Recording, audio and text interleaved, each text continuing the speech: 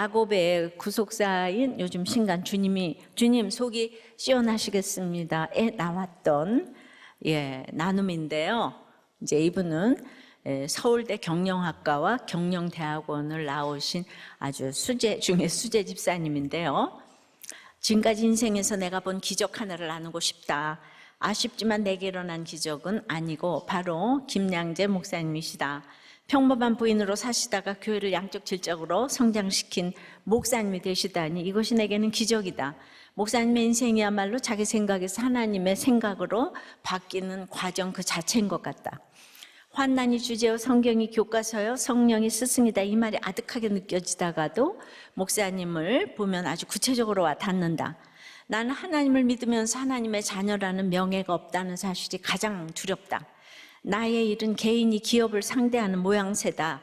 그런데 큰 금융회사들과 협상할 때 세상 명예가 없어서 스스로 풀이 죽을 때가 많다.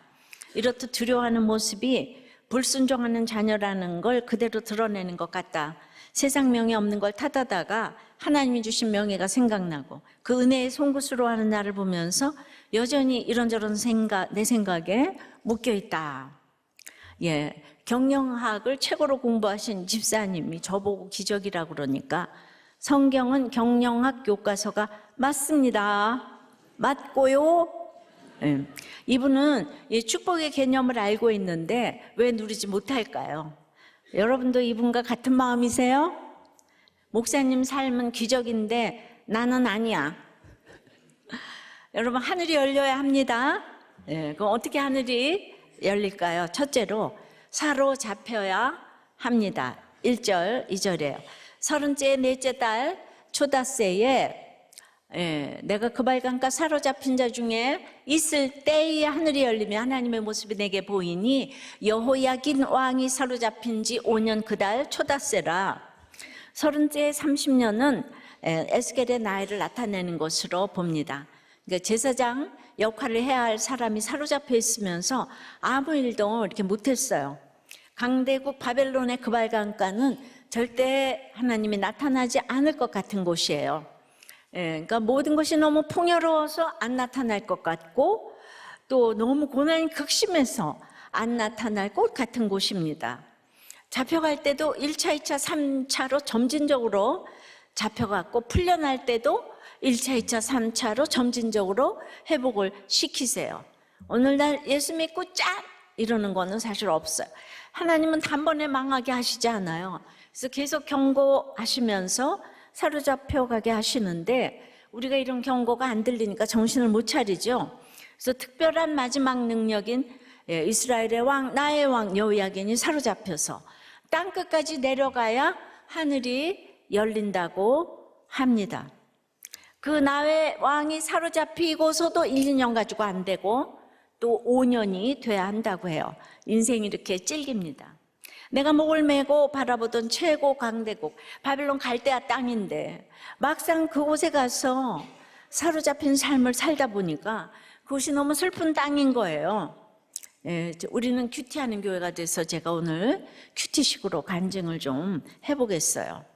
그러니까 에스겔 나이 30살, 제 나이 30살에 저도 보니까 최고의 강대국 바벨론에 있더라고요.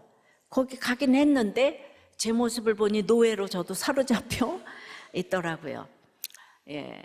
그러니까 여호야킨 왕이 사로잡힌 지 5년 만이라고 했으니까 일평생 저의 능력인 피아노가 사로잡히고 쉽사리 5년 만에 하늘이 열렸습니다.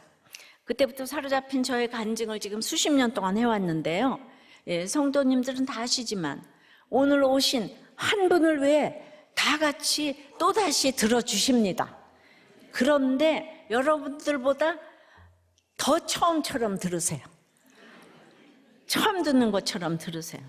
그 한 분을 위해서 우리가 이렇게 온 성도가 오늘 한 분을 위해서 다 같이 경청해 주십니다. 생각해 보니 저도 시기마다 사로잡히게 하셨어요. 그리고 사로잡힌 만큼만 하늘이 열리더라고요. 또 간증을 하지만 할 때마다 여전히 사로잡힌 것이 있기에 조금 더 하늘이 열리고 조금 더 보이는 저의 추함이 또 있더라고요. 학창시절에 세계 최고의 강대국인 이 그발강가의 영광을 사모했어요. 그래서 그발강가에 사로잡혀서 목을 메고 그곳에 가고자 했습니다. 가난한 고학생이 내 자신을 채찍질하며 시간에 사로잡히고 인정 중독에 사로잡혀서 드디어 서울대학을 가고 그것도 엄마의 배려가 절대적으로 필요한 피아노를 전공하여서 아르바이트로 점철된 삶이지만 그래도 저는 각종 음악회를 섭렵하며 연주와 반주로 사실은 아주 화려한 학창시절을 보냈습니다. 그러면서도 4년 5등까지 하고 저는 이제 서울예고에 이렇게 나오라고까지 얘기를 했는데 그 학벌로 기업가인 장로님 권사님 댁에 의사 남편 만나서 이 바벨론의 그발강가 같은 시댁에 입성을 했습니다. 이제부터 고생 끝 행복 시작인 줄 알았어요.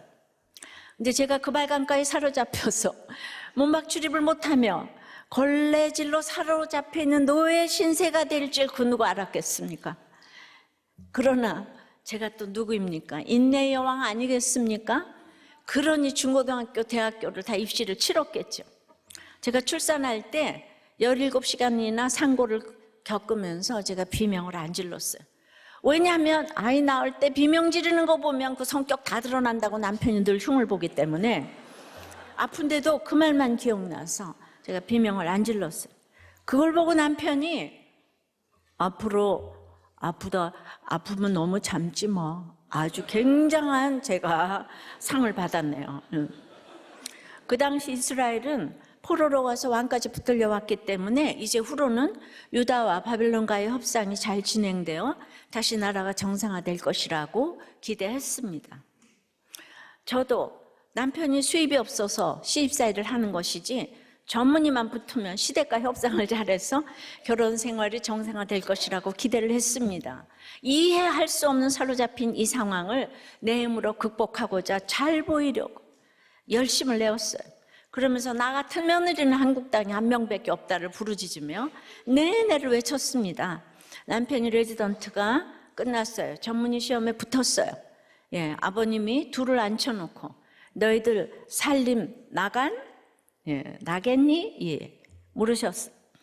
이제 진짜 고생 끝 행복 시작이구나 하면서 당연히 남편이 네 할 줄 알았는데 제 앞에서 저와 의논 한마디 없이 제 눈에 흙이 들어가도 일생 동안 부모님을 모시고 살겠습니다.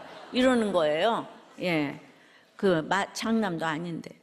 또 어떻게 그럴 수가 있어요? 내가 지금 얼마나 힘든지 알아요? 내가 그래야 되잖아요. 나와서도 제가 그러지 못했어요. 교양이 9단이라 지금까지 잘한 것이 물거품이 될까 봐 한마디도 안 했어요. 근데 하늘이 조금 더 열리고 하나님의 모습을 보니까 제가 말하지 못한 이유는 시부모님이 무섭고 남편이 무서우니까 점점 더 말을 못했던 것이더라고요.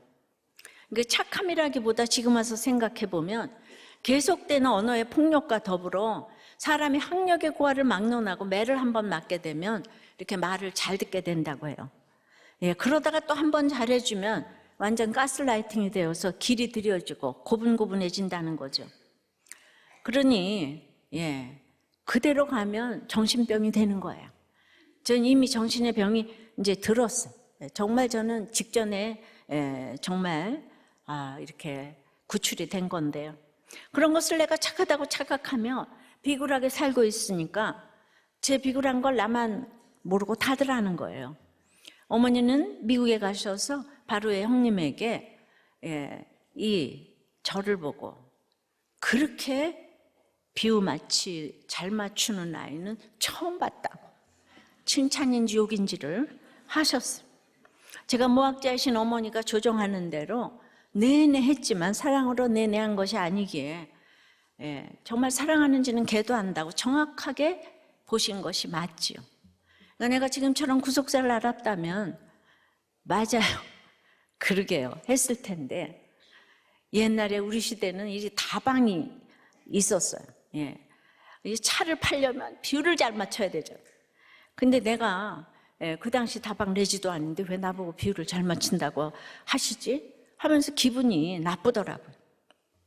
이 도우미 아주머니가 또 저에게 너무 함부로 대해서 한 번은 남편에게 말을 했어요. 이 남편 나를 사랑하는 것보다도 자기 자존심이 상하니까 아주머니를 잡았어요. 남편 출근한 후에 이걸 시어머니에게 일렀어요. 그냥 우리 아주머니의 위상이 대단한데 며느리 잘못 들어왔다고 그 쌀쌀맞은 시어머니의 눈총과 더불어 그냥 온 집안에 난리가 나고 무서운 정막이. 그러니 제가 또 가스라이팅이 되어서 그 다음부터 더욱더 입을 못 벌리게 되니까 착한 것이 아니고 바보가 따로 없는 거예요. 그러니까 모두 하나는 일이 있으면 제가 화풀이 대상이 되었어요. 아무도 미안해하지 않았어요. 무시하고 함부로 대하고 소리 지르고 뭐라고 하면 그때부터 저는 말문이 탁 막혀서 어렸을 때부터 이렇게 싸움은 잘해본 적이 없어요. 그러니까 저를 보고 바보라고 하는 것이 맞았다는 생각이에요. 그 왜 그랬는가 생각을 해보면 그러니까 어렸을 때부터 저 딸로 태어나서 사랑을 못 받아가지고 제가 이제 자신감이 없는 거예요. 바로 이게 왕따고 은따가 아니겠습니까? 거기는 군중이 어머니와 세 무학자가 군중이잖아요. 저를 얼마든지 왕따시킬 수 있는 거죠. 그렇게 하면서도 저는 속으로는 가만히 있으면서도 내가 서울대학 나왔는데 바보라고? 이러면서 핀트를 점점 더 못 맞추고 있으니까 날이 갈수록 점점 더 바보가 됩니다. 제가 생각해도 매력이 없어요. 왜냐하면 저는 무슨 말을 해야 될지 전혀 모르겠더라. 나는 맞는 말을 했는데 난리가 나니까.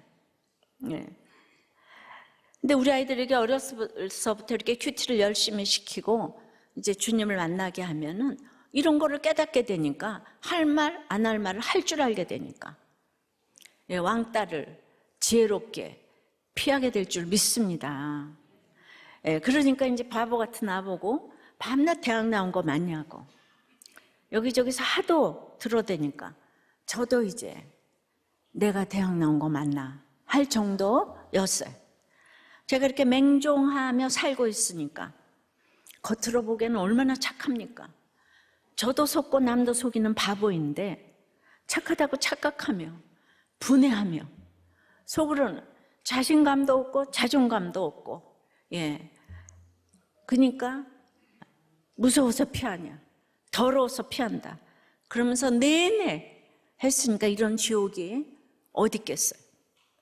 제 편을 들어주는 친정도 없고 교회를 다녔어도 제 고난을 나눌 지체도 없으니까 고난이 막 태산만큼 큰 거예요. 왜 크죠? 상대 평가잖아요. 저는 그때 너무 이뻤고 학벌도 최고인데 그러니까 그에 준하는 고난이 태산만큼 큰 거예요. 그러니까 속으로는 분해하면서 다들 이래서 이혼을 덜컥하는 거예요. 무시받고 살 수 없다. 매 맞고 살 수 없다. 그래서 덜컥 이혼하고 나만 사랑해 줄 것 같아서 또 덜컥 재혼하고 그랬는데도 또 사랑받지 못하니까 또 덜컥 이혼합니까? 내가 다른 건 참아도 외도하고 바람 피는 것만큼은 이혼해야 한다고 부르짖으면요. 언약의 대표가 결혼인데 다들 이혼을 입에 달고 살아요. 그러니까 이혼율 1위잖아요.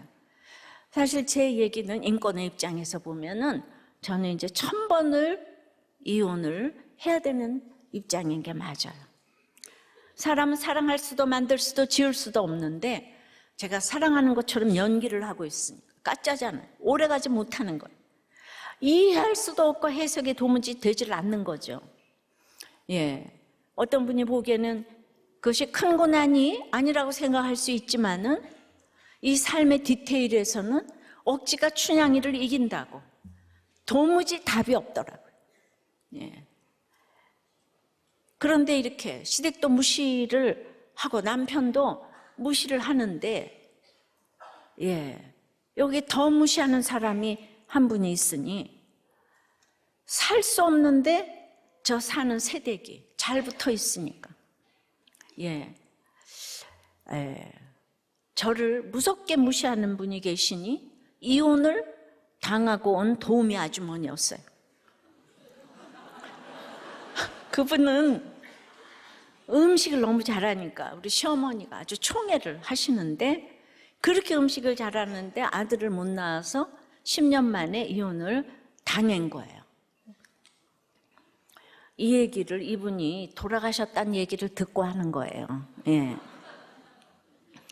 그러니까 저를 어떻게 해서든지 이혼을 시키려고, 예, 무시하면서도, 예, 그분도 저를 가스라이팅 하니까 막 새댁이 뭐 때문에 이러고 살아, 맨날 새댁이 뭐 이러면서 또 나를 막 무시하. 예, 너무 치사스러운 일이 많아서, 예, 제가 이제 한번 얘기했으니까 차츰차츰 보따리를 풀겠어요. 예, 잘해주다 무시하기를 반복했어요. 예, 근데 나중에 그 얘기를 들었어요. 예, 우리 형님한테 나를 이혼시키려고 했다고. 이렇게 조금 더 해주면은 이혼할 것 같은데, 그분까지 보태서 이혼의 사명을 가지고 하루 종일, 예, 사단은 저를 이렇게 멸절시키려고 했죠. 예, 그러니까 그분이 어머니의 총애를 한 몸에 받고 있으니까 저를 마음껏 무시해도 가책이 없었어요.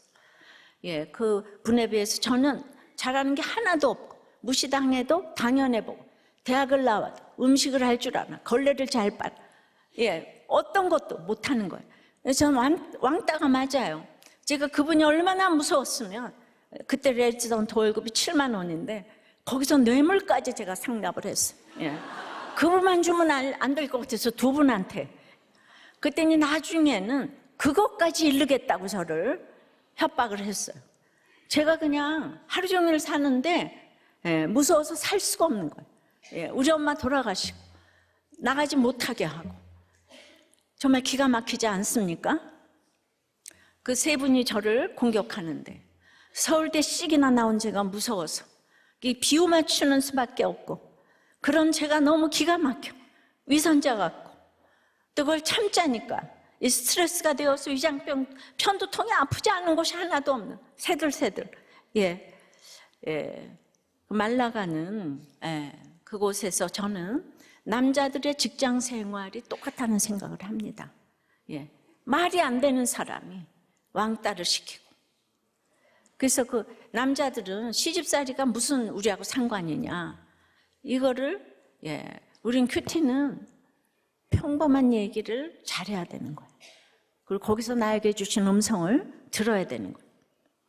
그러니까 이제 여기에서 나는 착하고 성실하고 공부 잘하고 상냥하고 소녀가장에 교회에서 반주도 하고 교회 학교 집밖에 몰랐는데 왜 내가 갇혀서 이 무시를 받고 문박 출입을 못하는가, 이러고 있으니까 이거야말로 생지옥인 거예요.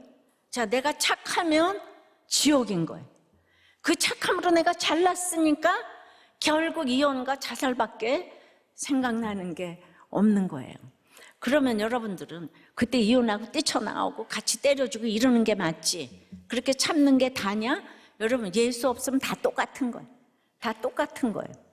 그러나 우리에게 주어주신 이 환경이 있잖아요.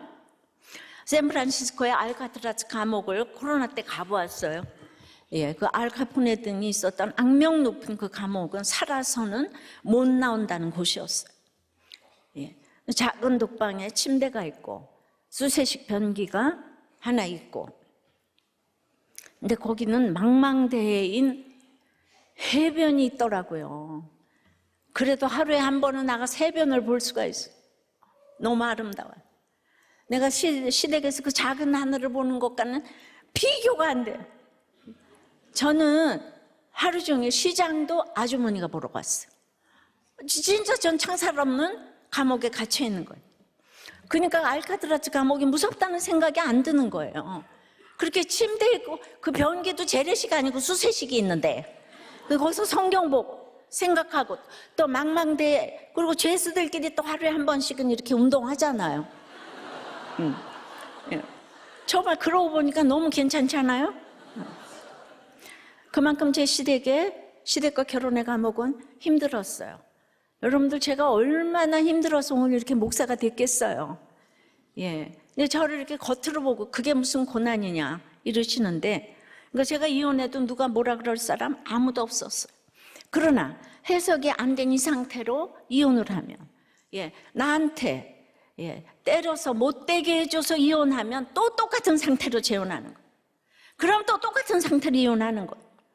자, 사마리아 여인이 남편이 5이 있지만 지금 있는 남편도 내 남편이 아니라고 요한복음 4장에 나오잖아요.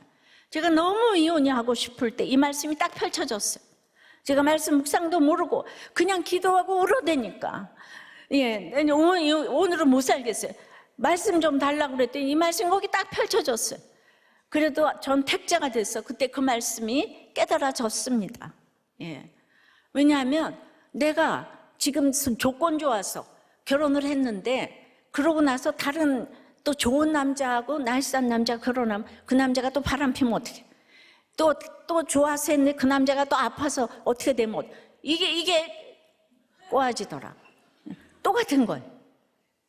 제가 조금 하늘이 열렸어요. 주님을 하늘이 열려서 말씀을 묵상하는 건 은혜 받으려고 읽은 게 아니고 죽지 않고 살으려고 말씀을 묵상하니까 이제 생각이 되기 시작했어요. 그러니까 사람은 다 똑같은 거예요. 그분들이 나쁘신 것이 아니라 세상적으로 말하면 우리 시아버님 아주 똑똑하시고 잘생기시고 난분이세요. 사업도 일으키셨고 백을 못 세는 그 어머니를 리아카에 태우고 자녀들과 함께 월남하신 분이에요. 엄청난 여자예요. 무학자이신 아내의 모든 화를 다 받아내신 애처가세요.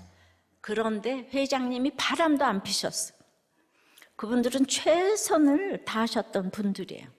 그런데 문화가 다른 거예요. 문화. 우리 70년 전만 해도 여자들은 사람도 아니잖아요. 제가 50년 전에 결혼했다고요. 그러니까 문화가 다른 거예요. 그런데 그 문화에서 저는 너무 최고의 공부를 한 거죠.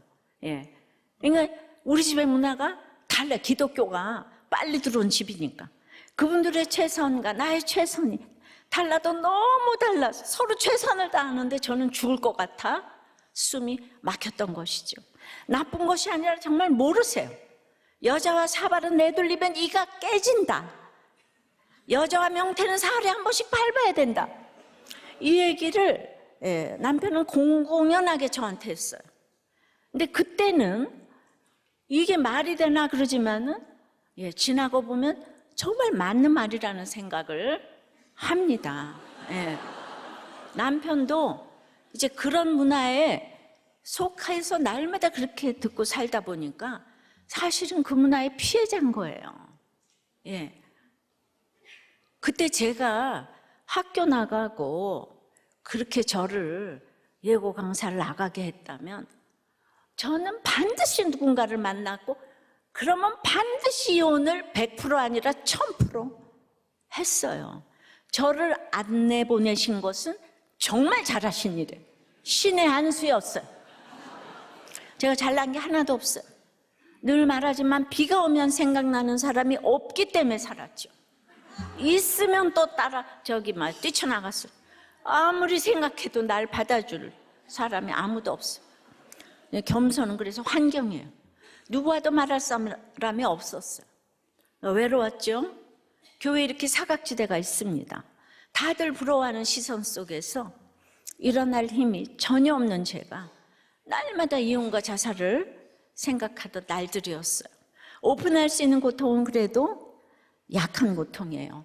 누군가에게 말도 할 수 없는 고통을 가지고 오늘 이 자리에 오신 분이 딱 한 분이 계시다면 오늘 제가 그분 때문에 이 설교를 하는 거예요. 수석 장로님 자부야말로 아무에게도 말도 할 수 없는 사각지대에 있었다는 생각이에요. 근데 다들 나를 부러워하는 거예요. 나는 이혼과 자살을 생각하는데 그런 한 분 때문에 제가 이 똑같은 간증을 또 하는 거예요.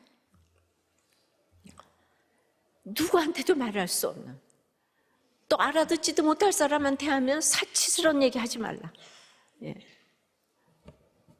에스겔이 제사장 가문에 태어났어도 이 문자적으로 사로잡힌 훈련을 거치지 않으면 하늘이 열릴 수가 없는 거예요. 제가 4대째 모태신앙이지만은 완전히 사로잡힌 훈련이 필요했어요. 이런 훈련이 없었다면 교양 있게 마음껏 교만하게 살면서도 제가 얼마나 교만한지도 모르고 살다가 지옥을 갔을 거예요.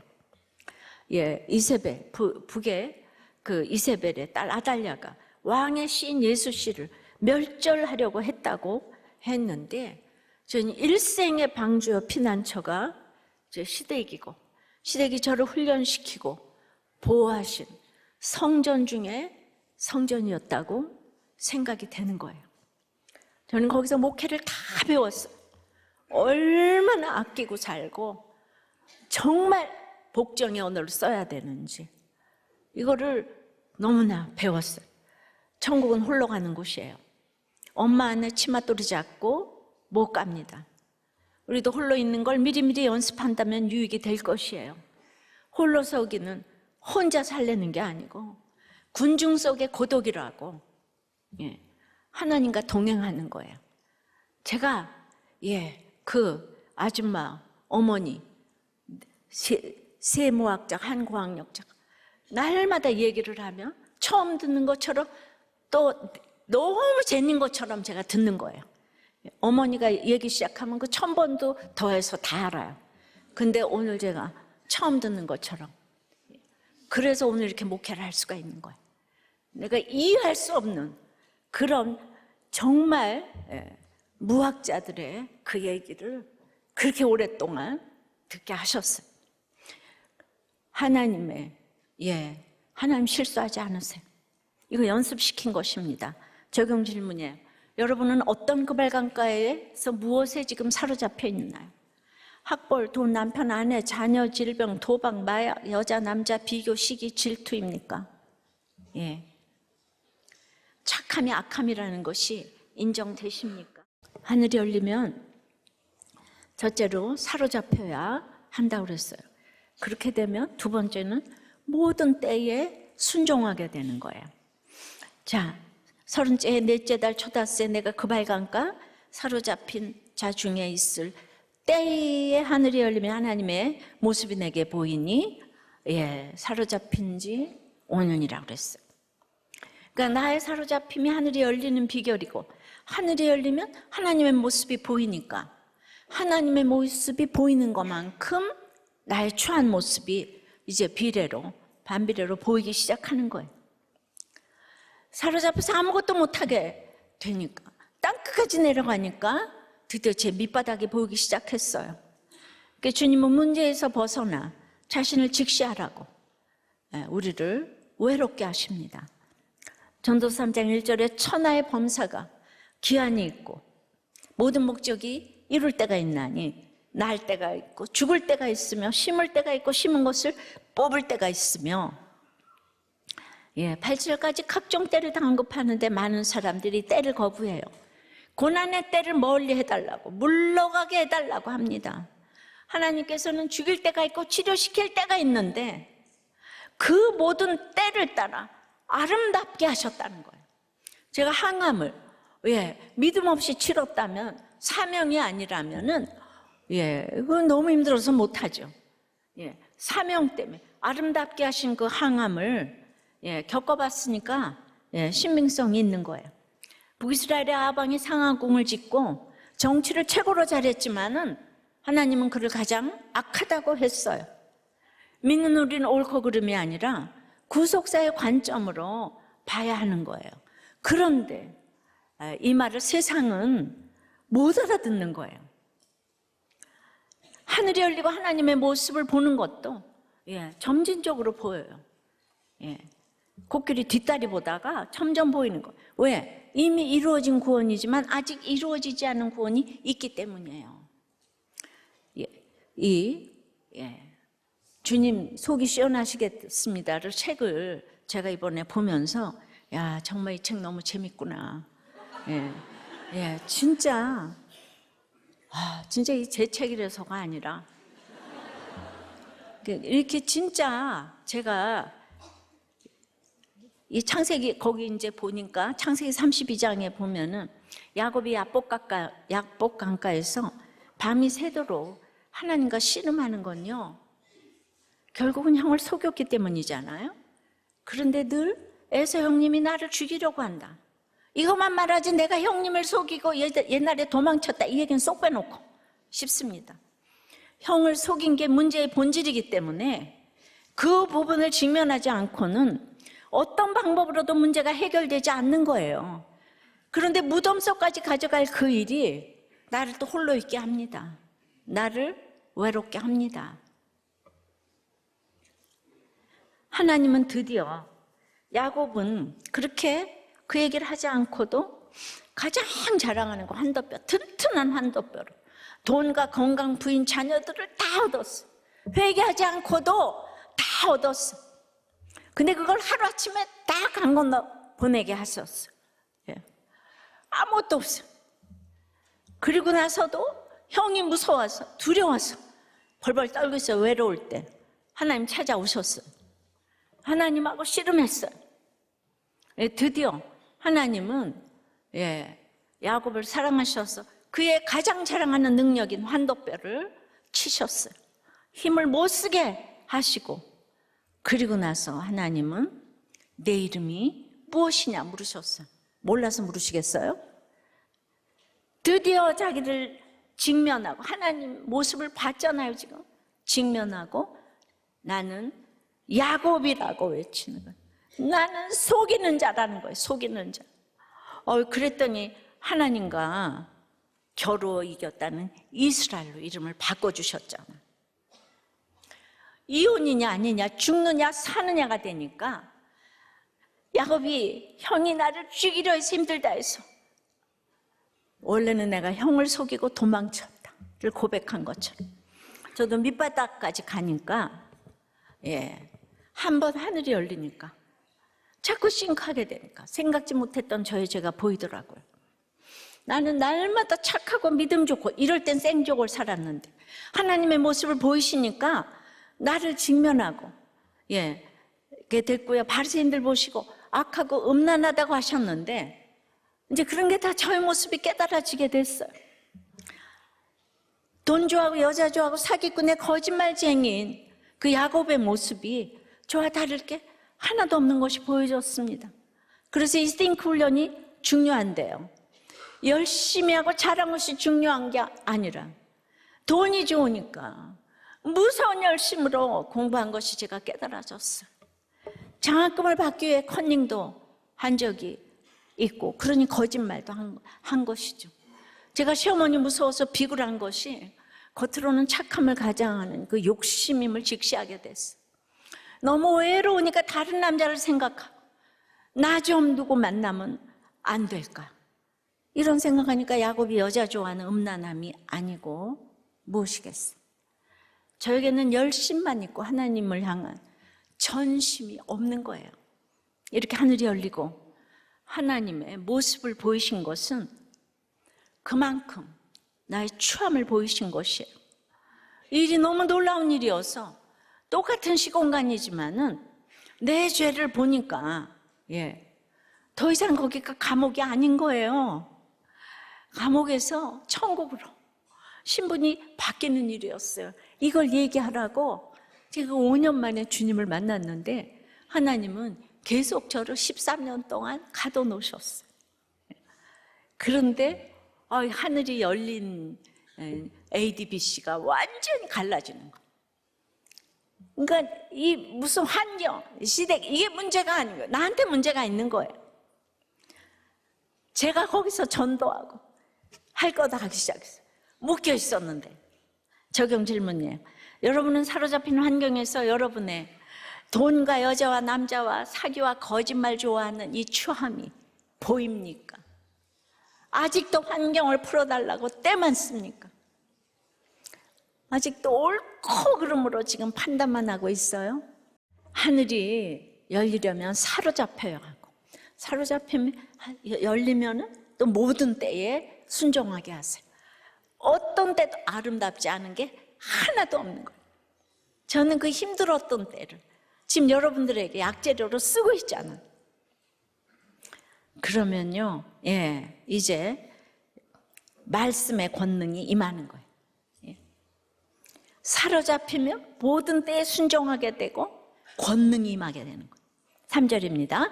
갈대아 땅 그발 강가에서 여호와의 말씀이 부시 아들 제사장 나 에스겔에게 특별히 임하고 여호와의 권능이 내 위에 있으니라.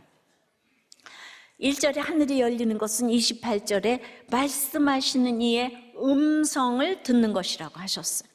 그러니 똑같은 갈대아 땅 그발 강가에서 말씀이 특별히 임한다는 것은 말씀을 알아먹을 사람에게 이제 임하게 하시는 거예요.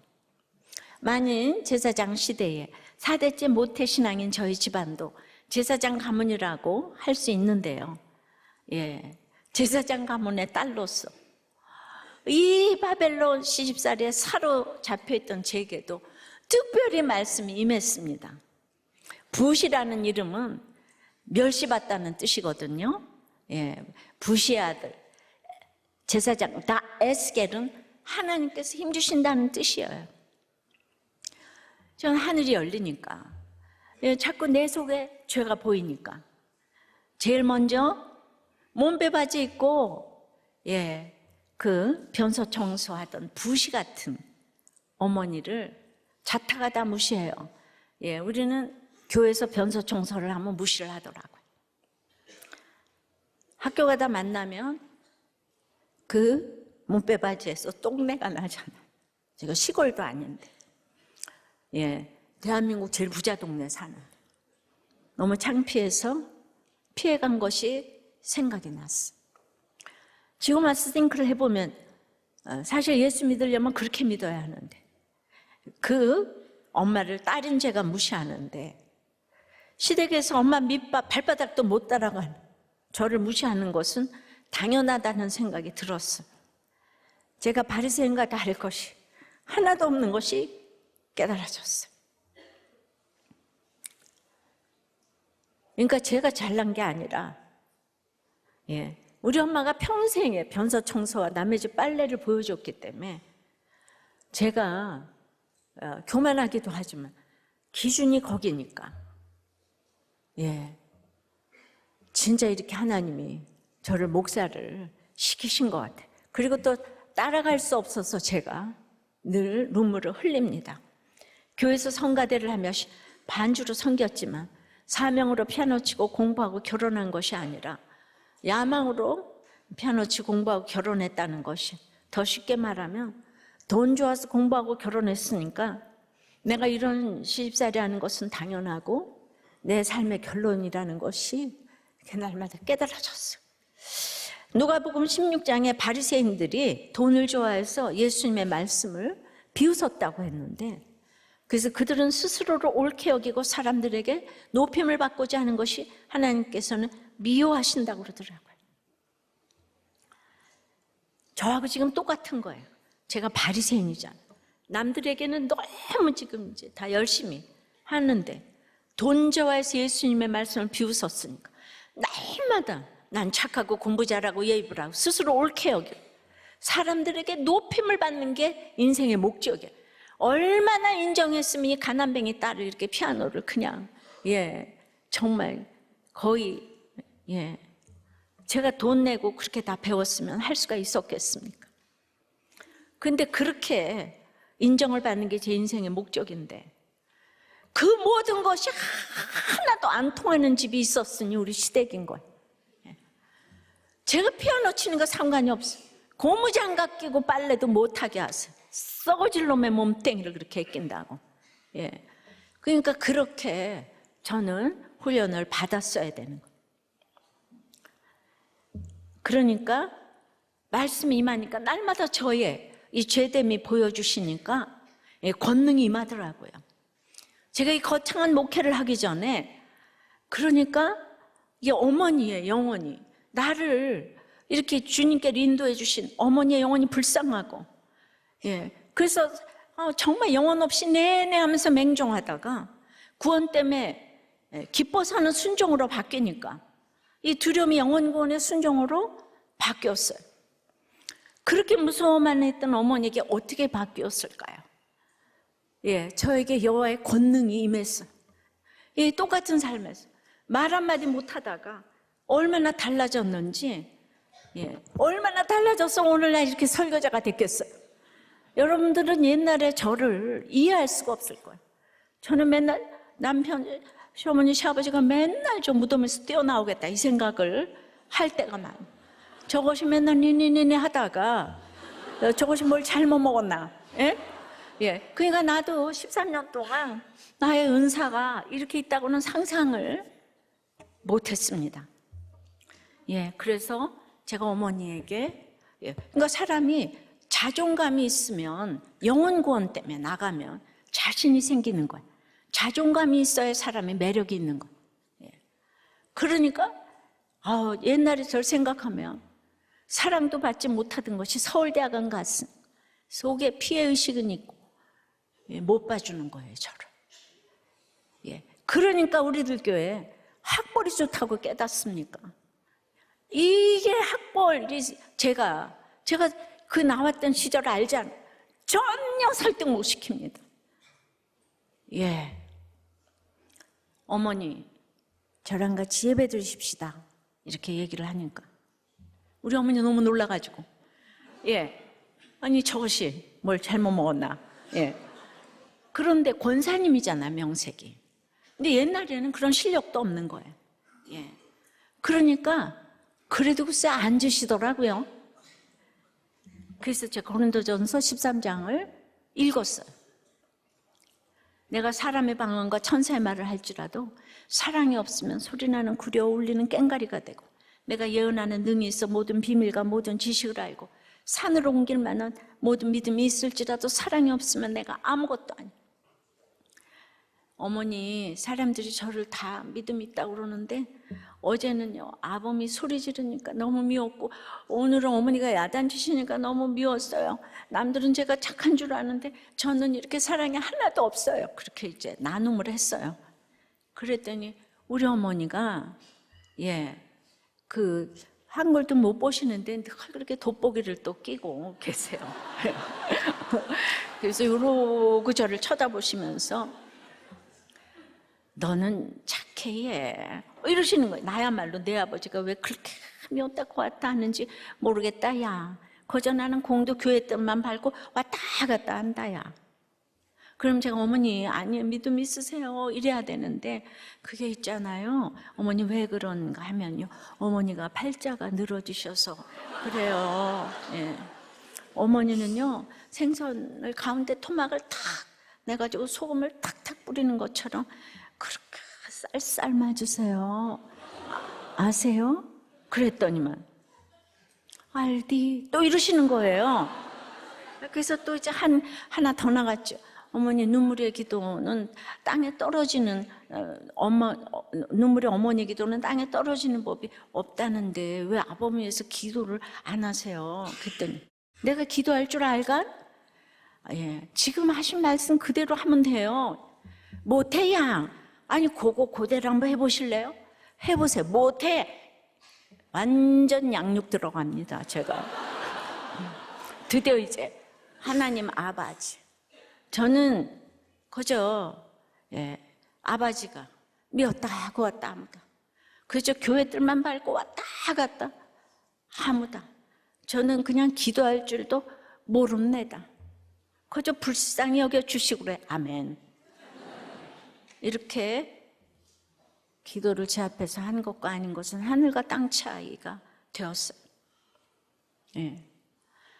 저는 이제 아줌마들과 맨날 우리 시어머니 뒷담화 하던 그 식당에서 바보 같던 노예에서 주인의식을 가진 주인으로 달라졌어요. 부엌에 잔소리 하시면 어머니 이러시면 다들 싫어해요. 방에 들어가서 쉬세요. 안 들어가시면 막 어깨를 붙잡고 앉아 계세요. 이러고 이제 나와서 일 끝나면 다시 안방에 들어가서 어머니 예배 드리십시다. 이러면은 갑자기 제가 무슨 카리스마가 생겼는지 주섬주섬 또 일어나시는 거예요. 어느 날 저를 보시고 이러는 거예요. 예, 내가 너만 시집살이 안 시켰지? 이러시는 거 있죠?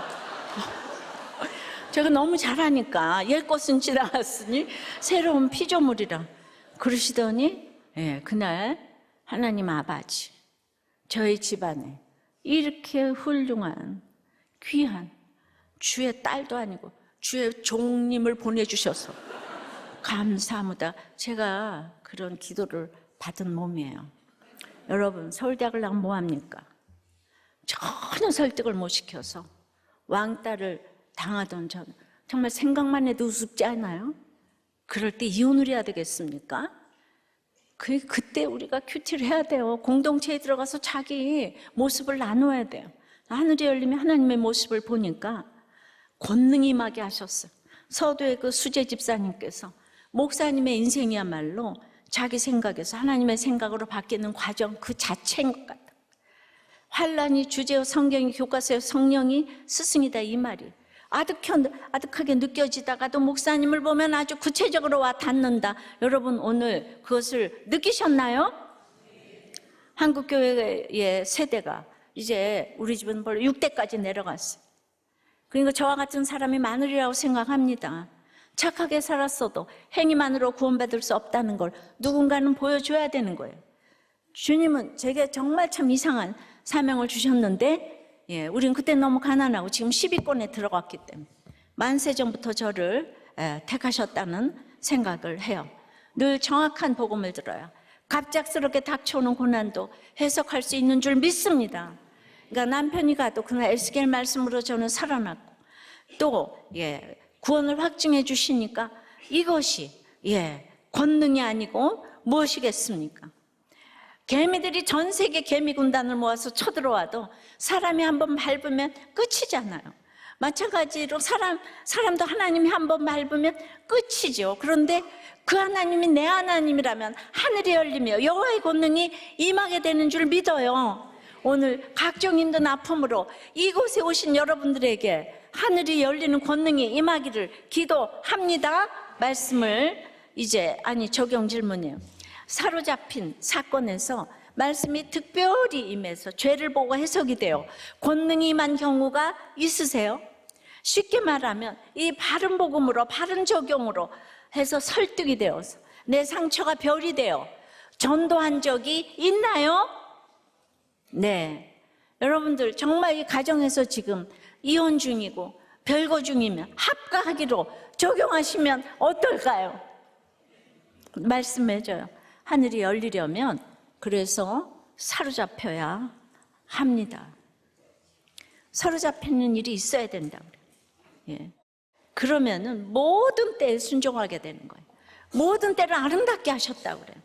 그러니까 회개의 역사로 이제 말씀에 권능이 임하게 되는 거예요. 권능하면 회사 가고 애들 붙고 이게 아니에요. 내 현재의 이유를 알게 되는 거예요. 내 인생의 모든 시기, 지금 오늘 권능이 많은 거, 내 현재의 이유를 알게 되는 거예요. 이러면은 소도 잡고 말도 잡게 되는 줄 믿습니다.